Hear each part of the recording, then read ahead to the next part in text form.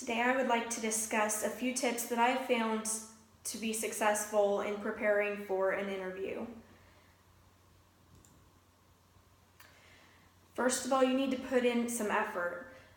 You need to research the company because more than likely they're going to ask you why such and such company, why not somewhere else, what makes this company so special, why do you want to work here?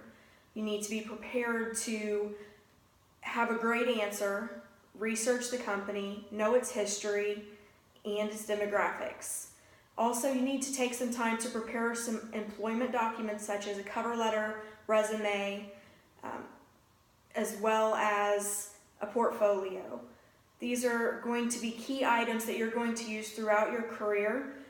If you already have them set up, you need to make sure that you revise them and tailor them to the business specifically that you are interviewing for. You also, as I mentioned, need a portfolio. This helps show proof that you can carry out the tasks that you say you can in the resume. Also, you need to make sure that you carry thank you notes. You're going to need these whether or not you get the job. In preparation, you need to create your own question and answer sheet. You can go online, go to Google, just search for common situational behavioral questions. These are questions that will come up in interviews. You also need to prepare answers, and not only prepare those answers, be ready to defend your answers. You might find recording yourself, your questions, asking yourself questions, then putting a pause in, allowing yourself to then answer your own question, because writing questions down and answering them on paper are completely different than answering them when you're under pressure in the situation, in the hot seat.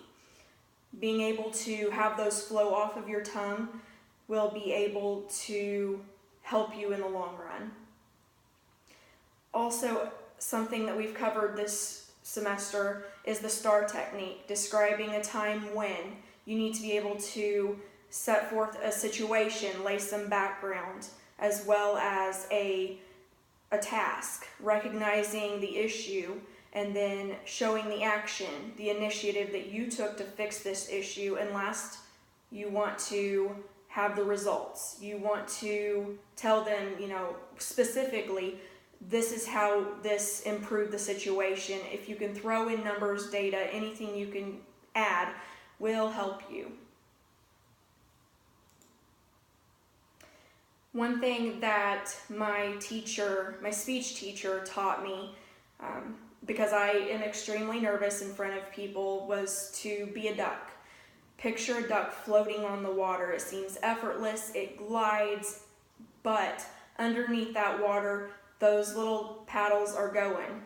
And it doesn't matter what you're feeling on the inside. If you can portray confidence on the outside, that's all that your audience is going to need to see. Also, one tip that I found to be helpful is to arrive early. Even if you have to sit in the parking lot for 10-15 minutes, you know that you're not going to be running late. You're also going to avoid the stress of showing up late. Punctuality is something that is very key in an interview. If you can't show up on time to try to get the job, they're not going to give you the job.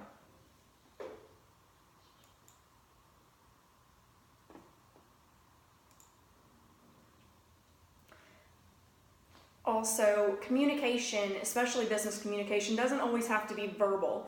It can be nonverbal body languages. So even if it's a telephone interview, if it's even in a situation where you're emailing, make sure that your attitude is optimistic, that you're smiling. That's going to show through your correspondence with them. Going into an interview, more often than not, you're going to have a handshake. Make sure that your hands are firmly grasping the others and make sure that you shake back. They're looking for someone who's going to be assertive and have an opinion. Also, When you're sitting down in an interview, make sure that your back is straight, but I found that leaning in makes a more sincere approach towards this. Also, make sure you're maintaining eye contact. Eyes are always a doorway. If you're looking scared, if you're looking deceitful in the questions and answers that are happening in that interview, the interviewer is picking up on those signals from you. As far as verbal body language goes, make sure that you aren't using words such as am, like. Those are very hard to avoid, but the more that you can avoid those words, the better you're going to come across. Also, make sure that your voice is a steady pace. Take your time, breathe, make sure that you're not rushing through the interview. Also, pause before answering. If they're asking you a question, make sure that you're actually thinking about the question. Even if this is a question you've rehearsed and you already know the answer that you're going to bring to the table, take time, look sincere. Also, lowering your tone of your voice, but not your volume. Research has shown that the alto voice seems to come across more sincere than a soprano voice.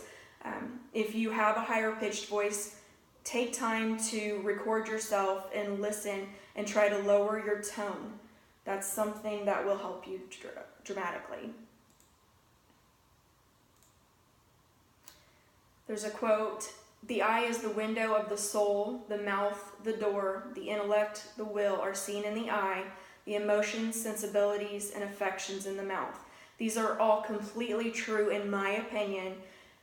You got to maintain that eye contact, make sure that you're taking time to say what you mean to say, and think your answers through. Make sure that you're conveying the best you possible.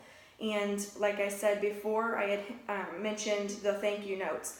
Always leave a thank you note, even if you think the interview went terrible, because that is something that they're going to find either in their inbox, in the mail, a few days later. It's going to remind them of you, and it's going to help you have that edge over competitors that aren't going to take that initiative and say, thank you for your time, thank you for speaking with me, telling me your concerns, what your expectations are for this office. It really goes a long way in the eyes of an employer getting that thank you note.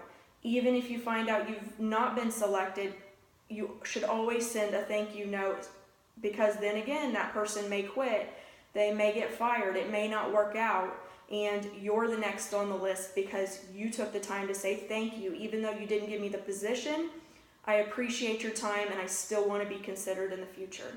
I hope that these tips have been helpful and will be able to help you get the job that you deserve. Thank you.